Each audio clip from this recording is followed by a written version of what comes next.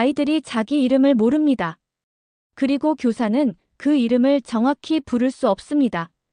국경을 넘고 전쟁을 지나 낯선 언어의 땅에 도착한 아이들은 말을 잃었고 동시에 존재조차 잃고 있었습니다. 그때 누구도 예상하지 못한 한 문자가 이곳에 도착했습니다. 알파벳도 아라비아 문자도 아닌 바로 한글이었습니다. 왜 하필 한국의 문자였을까요? 왜 한글이 이 아이들에게 말할 수 있는 힘을 주었을까요?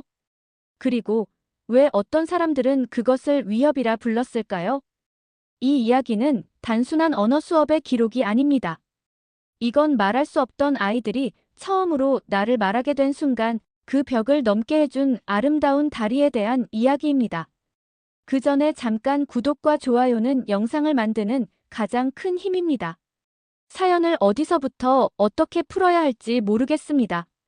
그저 이 글을 통해 제가 겪은 아주 특별한 이야기를 누군가와 나누고 싶다는 마음이 들었어요. 저는 지금도 그날의 장면을 생생하게 떠올릴 수 있습니다. 회색빛 겨울 하늘 아래 이스탄불 외곽의 작은 공립학교에서 처음 만난 한 아이의 눈빛이었죠. 차갑기도 쓸쓸하기도 했던 그 눈빛은 제 마음을 송두리째 흔들었습니다. 안녕하세요. 제 이름은 미아 김입니다. 한국계 미국인으로 현재는 미국 동부의 한 대학에서 언어학을 연구하고 있는 학자입니다. 제가 겪은 이 이야기를 누군가와 나누고 싶다는 마음이 계속 마음속에 남아있어 이렇게 조심스럽게 사연을 남겨봅니다. 몇 해 전, 저는 튀르키예 지금은 터키라고 더 많이 알려진 이스탄불 대학교로 교환 연구를 떠나게 되었습니다. 원래의 목적은 비교 문자학 세미나에 참석하고 현지 언어 교육 자료를 수집하기 위한 것이었죠. 이스탄불은 유럽과 아시아가 만나는 도시, 다양한 문화와 종교, 언어가 얽히고 설킨 복잡한 도시라는 정도로만 알고 있었던 제가 그곳에서 진짜 사람들과 언어가 만들어낸 경계를 마주하게 되리라고는 상상도 하지 못했습니다. 제가 주로 연구하는 분야는 한글의 조형성과 발음 체계가 언어 습득에 미치는 영향입니다. 한글은 단순히 한국어를 쓰는 문자 그 이상으로 음성과 문자의 연관성을 시각적으로 보여주는 세계적으로도 독특한 문자 체계입니다. 자음과 모음이 조립식으로 결합되며 발음 기관의 모양을 본떠 만든 그 원리들이 언어학적으로 매우 과학적이고 초보자에게도 직관적이라는 강점을 가지고 있습니다. 저는 그것이 다양한 언어적 배경을 가진 사람들에게 새로운 형태의 언어 다리가 될 수 있다고 생각했죠. 그런데 그 생각이 제 인생을 바꾸게 될 줄은 몰랐습니다. 이스탄불에 도착한 지 얼마 지나지 않아 저는 하산 아라슬란 교수님을 만나게 되었습니다. 이스탄불 대학교 교육학부의 중견 교수님으로 쿠르드계 출신이신 그는 자신이 유년기에 겪은 언어 차별의 경험을 토대로 현재는 다문화 아동 교육을 연구하고 계셨습니다. 저와는 학문적인 관심사가 다소 달랐지만 언어가 사람을 어떻게 규정하고 또 구속할 수 있는지를 고민한다는 점에서 깊은 공감대를 느끼게 되었습니다. 그러던 어느 날 교수님께서 저를 이스탄불 외곽의 한 공립학교로 안내하셨습니다. 그곳은 시리아, 아르메니아, 쿠르드, 그리고 그리스계 난민 아이들이 한 교실에 모여 수업을 듣는 아주 독특한 환경이었습니다. 하지만 교실 안 풍경은 예상과는 많이 달랐습니다. 처음 그 교실 문을 열었을 때 느낀 건 정적이었습니다. 선생님은 분명 열심히 수업을 하고 계셨지만 아이들의 눈은 멍하니 떠 있고 반응은 거의 없었습니다. 무언가를 이해하지 못할 때의 두려움, 그리고 그 두려움이 쌓여 무기력해진 모습이었습니다. 제가 가장 충격을 받았던 순간은 한 소년이 발표를 하라는 선생님의 말에 아무 말도 하지 못하고 갑자기 울음을 터뜨렸을 때였습니다. 선생님은 당황하셨지만 이내 익숙하다는 듯 그냥 수업을 이어갔습니다. 나중에 들은 이야기로는 그 아이는 시리아에서 온 난민 가정 출신으로 터키어는 물론이고 자국의 표준어조차 제대로 배우지 못한 상태라고 했습니다. 얘 이름이 뭐였더라? 야시르였나? 아니, 야히르. 선생님은 그의 이름조차 정확히 기억하지 못하셨고 그 아이는 고개를 푹 숙인 채 아무 말도 하지 않았습니다. 그 장면이 저에게는 너무도 선명하게 박혔습니다. 그날 이후 저는 고민하기 시작했습니다. 이 아이들에게 필요한 건 단순히 터키어를 빨리 배우는 기술이 아닐지도 모른다. 어쩌면 이들은 자신을 표현할 수 있는 도구 자체가 없는 상태인 것 아닐까? 존재를 입증하는 방식조차 언어의 벽에 막혀버린 아이들. 그때 제 머릿속에 떠오른 것이 바로 한글이었습니다. 한글은 특정 언어의 전유물이 아니라 발음을 시각화하는 체계 그 자체일 수 있습니다. 발음을 위한 문자의 도구로서 각기 다른 언어적 배경을 가진 이 아이들에게 말 그대로 다리를 놓아줄 수 있는 가능성이 아닐까? 저는 그 생각을 하산 교수님께 조심스럽게 말씀드렸습니다. 교수님, 혹시 아이들에게 한글을 가르쳐 볼 수 있을까요? 물론 한국어를 배우자는 뜻은 아닙니다. 한글을 이용해 각자의 이름을 소리나는 대로 적고 자신의 이야기를 써보는 것이죠. 그렇게 서로의 소리를 읽고 서로를 알아가는 도구로요. 잠시 망설이시던 교수님은 이내 제 손을 잡으시며 고개를 끄덕이셨습니다. 그게 우리가 찾던 길일지도 모르겠군요. 미야. 언어로 싸우는 시대는 끝났어요. 이제 언어로 연결되어야죠. 그렇게 저희는 아직 누구에게도 말하지 않은 조용한 프로젝트를 시작하게 되었습니다. 그 이름은 아름 프로젝트. 아름은 터키어로 다리를 뜻하고 한국어로는 아름다운의 의미도 담고 있기에 이보다 더 좋은 이름은 없다고 생각했습니다. 모든 것이 그날 그 아이의 눈빛에서 시작되었습니다. 아름 프로젝트는 처음부터 정식 프로그램도 정부의 지원도 받지 못한 상태로 조심스럽게 시작되었습니다. 하산 교수님과 저는 이스탄불 외곽의 한 공립학교에서 일부 학년의 방과 후 시간에 작은 실험을 시도하기로 했습니다. 시작은 그저 간단했습니다. 각자의 이름을 소리나는 그대로 한글로 써보자는 제안이었죠. 처음 수업에 들어갔을 때 아이들의 반응은 무척 조심스러웠습니다. 난민이라는 이유만으로 차별을 받는데 익숙해진 아이들은 새로운 문자를 접하는 것에 경계심을 가졌습니다. 한글이라는 이름조차 처음 듣는 아이들이 대부분이었기에 저는 천천히 자음과 모음을 설명하며 이건 소리를 그리는 문자라고 소개했습니다. 그리고 칠판에 이응이라는 글자를 그려 보여주었습니다. 발음이 없을 때도 쓰이는 글자, 그러나 이 작은 동그라미가 얼마나 많은 소리를 담을 수 있는지를 설명하며 아이들에게 조금씩 다가갔습니다. 아이들이 처음 자신의 이름을 한글로 써본 날은 지금도 잊지 못합니다. 한 명씩 제가 써주는 글자를 따라 적어보더니 이내 서로의 이름을 불러보고 소리내어 읽어보며 웃음을 터뜨리기 시작했습니다. 특히 시리아 출신의 소녀 노우르가 제 이름이 이 글자 속에 있네요 라고 말했을 때 제 눈시울이 뜨거워졌습니다. 한글은 그저 문자가 아니었습니다. 그것은 자기 존재를 시각적으로 확인할 수 있는 도구, 그리고 타인의 존재를 소리로 받아들일 수 있는 공감의 시작점이었습니다. 수업이 몇 차례 반복되자 아이들은 자신의 이름뿐 아니라 가족의 이야기, 좋아하는 음식, 집 앞 풍경 같은 작은 이야기들을 한글로 적어보기 시작했습니다. 물론 완전한 문장은 아니었고 때로는 터키어나 아랍어의 발음을 한글로 옮긴 것이 전부인 경우도 있었지만 그 속엔 스스로를 말하고 싶은 마음이 담겨 있었습니다. 한 아이는 종이에 이렇게 적었습니다. 엄마랑 밤에 별 보기. 우리 마을에 별이 많아요. 지금은 없어요. 근데 기억나요? 그 글을 읽고 저는 아이가 처한 상황을 설명하지 않아도 충분히 이해할 수 있었습니다. 그 무엇보다도 그 아이는 처음으로 스스로를 누군가에게 이야기할 수 있게 된 것입니다. 점점 프로젝트는 교사들 사이에서도 화제가 되기 시작했습니다. 처음에는 한국 문자를 왜 가르쳐? 라는 반응도 있었지만 아이들의 반응과 수업 태도, 심지어 학교 출석률까지 변화하자 몇몇 선생님들은 저희 수업을 참관하겠다고 나섰습니다. 특히 한 수학 선생님은 이 아이들이 요즘 더 자신있게 말하려고 해요. 질문도 많이 해요라고 말씀하시며 놀라워하셨습니다. 아이들 중 일부는 한글 자모를 그림처럼 외우기 시작했습니다. 이건 사람 같아요. 이건 나무 같아요 하며 스스로 이야기를 덧붙였고 그것은 문자를 예술로 바꾸는 순간이기도 했습니다. 저는 그들에게 틀린 답은 없다고 말했습니다.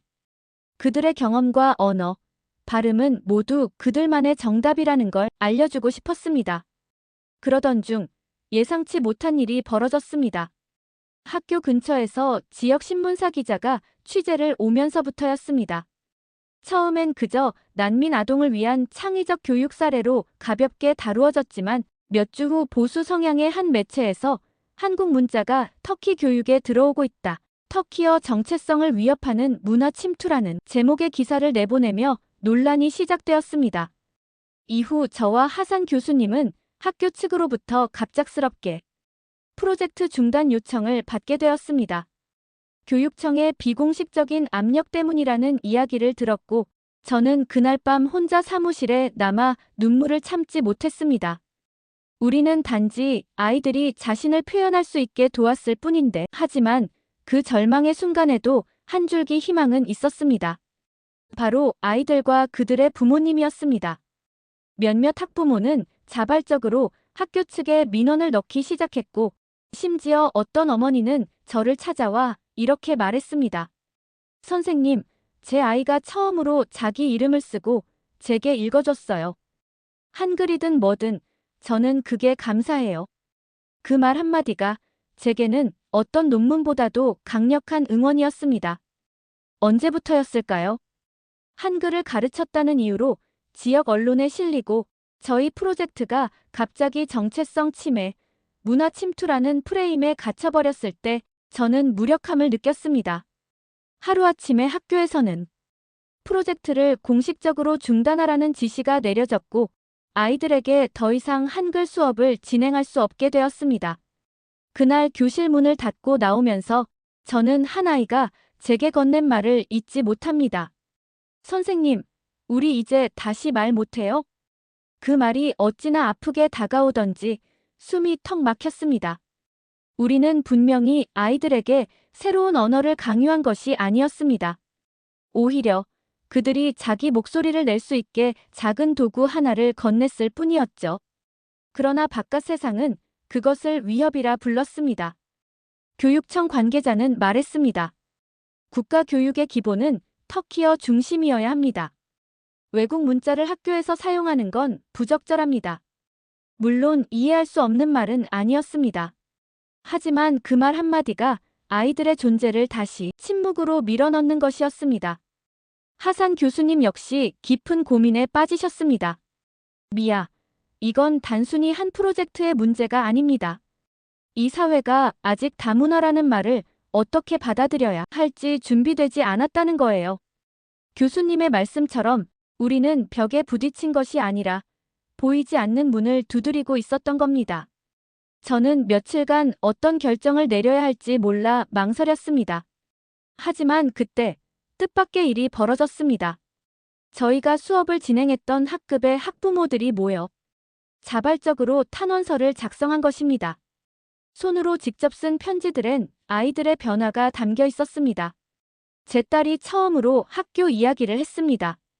친구 이름을 외웠고 그 친구의 나라 이야기를 들었다고 했어요. 우리 아들은 한글로 가족 그림을 그리고 자기 이야기를 썼어요. 읽을 줄도 모르던 애가요. 한글 덕분에 아이가 말을 하기 시작했습니다. 그건 선생님이 준 선물이에요. 그 편지들을 읽으며 저는 울지 않을 수 없었습니다. 그리고 하산 교수님과 함께 하나의 결심을 하게 되었습니다. 학교가 허용하지 않는다면 우리는 밖에서 다시 시작하자. 그렇게 아름 프로젝트는 지역 NGO와 협력한 비공식 언어 문화 교류 프로그램으로 재편되었습니다. 이후에는 마을 도서관, 지역 문화센터, 심지어 커피숍 뒷방에서도 작은 수업들이 이어졌습니다. 정식 교과서도 없고 예산도 없었습니다. 하지만 아이들과 부모님, 자원봉사자들이 하나둘 모이기 시작했습니다. 특히 인상 깊었던 건 프로젝트에 참여한 교사들이 수업에 손님으로 찾아오기 시작한 일이었습니다. 처음에 회의적이던 선생님 한 분은 제게 이렇게 말씀하셨습니다. 솔직히 처음엔 왜 한국 문자를 가르치는지 이해 못했습니다. 그런데 아이들이 그렇게 진지한 눈빛으로 글자를 쓰고 서로의 이름을 소리내어 불러주는 걸 보고 저도 모르게 마음이 흔들렸어요. 저는 이 수업이 단순한 언어 교육이 아니라고 생각합니다. 이건 존재의 회복이고 타인을 향한 경청의 연습이었습니다. 한글은 그저 도구였을 뿐이고요. 한편 저 개인에게도 큰 깨달음의 순간이 찾아왔습니다. 수업을 마친 어느 날, 저는 한 식당에서 현지인 친구들과 저녁 식사를 하던 중 우연히 옆 테이블에서 프로젝트 이야기를 듣게 되었습니다. 그거 알아? 요즘 애들이 한국어 배운다며. 터키에서 한국어라니 참 기가 막혀. 처음엔 부정적인 어조였지만 그중 한 분이 이렇게 말했습니다. 그런데 말이야, 우리 딸 반에 난민 아이가 하나 있는데 그 아이가 그 수업 이후로 친구가 생겼대. 이름을 제대로 불러주니까. 그 말을 듣고 저는 처음으로 누군가가 이해해줬다는 느낌을 받았습니다. 아직 모두가 받아들이는 건 아니지만 분명 누군가는 이 다리 위에 발을 딛고 있었습니다. 그리고 어느 날 프로젝트를 통해 한글을 배운 아이 중 한 명이 저에게 쪽지를 건넸습니다. 그 안에는 서툰 글씨로 이렇게 쓰여 있었습니다. 선생님, 한글은 저한테 처음 생긴 문장이에요. 제 이야기를 다른 사람이 읽었어요. 처음이에요. 그 문장을 읽고 저는 눈을 감고 깊이 숨을 들이켰습니다. 누군가에게 처음으로 이해받은 문장을 만들어줄 수 있었다면 그 어떤 비난도 감수할 수 있겠다는 생각이 들었습니다. 우리는 분명히 거대한 벽 앞에 섰지만 동시에 작은 다리 하나를 놓고 있었습니다. 계절이 한번 바뀌고 다시 봄이 찾아왔습니다. 거리엔 노란 튤립이 피고 이스탄불의 골목마다 아이들의 웃음소리가 돌아오기 시작하던 시기였습니다. 그리고 그 봄날, 저는 이스탄불 시의회에서 열린 다문화 교육 관련 공청회에 초대받게 되었습니다. 처음엔 정말 믿기지 않았습니다. 우리가 비공식적으로 시작한 아름 프로젝트가 시정의 모델 사례로 소개된다는 것이었으니까요. 공청회에서는 여러 전문가들과 시민단체, 교육청 관계자들이 함께 자리했고 하산 교수님과 저는 언어를 통한 포용 교육이라는 주제로 발표를 맡았습니다. 저는 제 발표의 첫 문장을 아직도 기억합니다. 우리는 아이들에게 새로운 언어를 가르친 것이 아니라 서로의 이름을 부를 수 있는 다리를 놓았을 뿐입니다. 이날 발표 이후 시의회는 아름 프로젝트를 토대로 이스탄불 내 다문화 초등학교를 대상으로 한 언어 포용 교육안을 시범 도입하기로 결정했습니다. 정식 커리큘럼에 한글이 포함된 것은 아니었지만 한글의 조형성과 발음 원리를 공통 음성 문자 도입 사례로 삼아 교사 연수 자료에 포함시키기로 했습니다. 사실 저는 그 결정 그 자체보다도 그 과정에서 나온 대화들이 더욱 소중했습니다. 왜 한글이어야 했는가? 라는 질문에 한 교육청 고위 관계자가 이렇게 답했습니다. 한글은 한국인의 문자가 아니라 이해를 시각화한 문자였다는 걸 이 프로젝트가 보여줬습니다. 그 말에 저는 조용히 눈을 감았습니다. 지난 몇 달간의 고통과 노력, 오해와 기쁨이 모두 의미 있었던 순간이 되었습니다. 이후 저는 미국으로 돌아와 제 연구실로 복귀했지만 제 책상엔 항상 아이들이 보내준 엽서와 그림들이 놓여 있습니다. 그중엔 이런 것도 있습니다. 선생님, 제 이름은 지금도 한글로 쓰여 있어요. 이제 제 친구가 그걸 불러줘요. 엄마가 제 방에 붙여준 한글 이름표, 이제 제 보물이 됐어요. 이런 메시지를 볼 때마다 저는 미소 짓게 됩니다. 언어는 때로 차별과 배제의 도구가 될 수 있지만 동시에 포용과 공감의 다리가 될 수 있다는 사실을 그 아이들이 몸소 보여줬기 때문입니다. 하산 교수님과 저는 지금도 꾸준히 연락을 주고받으며 아름 프로젝트의 그 다음을 고민하고 있습니다. 때로는 중동의 다른 도시에서도 이 모델을 도입하고 싶다는 문의가 들어오기도 합니다. 물론 해결해야 할 과제는 여전히 많습니다. 언어적 정체성과 문화적 자부심 사이에서 균형을 잡는 일은 쉽지 않으니까요. 하지만 한 가지는 분명히 말할 수 있습니다. 그곳에서 단 한 번이라도 자기 이름을 정확히 불려본 적 없던 아이가 처음으로 이건 내 이야기예요라고 말하게 된 그 순간, 그건 결코 사라지지 않을 진실입니다. 저는 가끔 다시 이스탄불의 그 골목을 떠올립니다. 아이들이 종이 위에 서툰 한글을 쓰며 서로의 이름을 불러주던 그 날들. 아무런 언어적 공통점도 없던 아이들이 같은 소리로 서로를 부르며 웃던 그 순간들. 그 기억은 저에게 단순한 연구 성과가 아니라 인간이 언어를 통해 얼마나 깊은 곳까지 연결될 수 있는지를 보여준 아주 소중한 경험이 되었습니다. 그리고 지금 이 글을 읽는 여러분께 말씀드리고 싶습니다. 한글은 단지 한국어를 위한 문자가 아닐 수 있습니다. 누군가에게는 세상에 처음으로 자신을 알릴 수 있었던 첫 번째 문장이 될 수 있습니다. 저는 그렇게 믿게 되었습니다. 그리고 언젠가 다시 그 아이들과 함께 더 많은 이름을 부르고 더 많은 이야기를 나눌 수 있기를 소망합니다. 여러분은 어떻게 생각하시나요? 언어는 단지 말의 도구일까요? 아니면 서로의 마음을 잇는 다리가 될 수 있을까요? 한글이 누군가에게 처음으로 자기 이야기를 할 수 있게 만든 문자가 되었다면 그건 단지 한국의 문자가 아니라 모두의 언어가 될 수 있지 않을까요? 이처럼 세상을 조금 더 아름답게 만드는 한국의 이야기, 앞으로도 계속 전해드리고 싶습니다. 좋아요와 구독은 저희에게 큰 힘이 됩니다. 그리고 여러분의 댓글 하나, 공유 한 번이 또 다른 아름의 다리를 만드는 시작이 될 수 있습니다. 함께 해주시겠어요?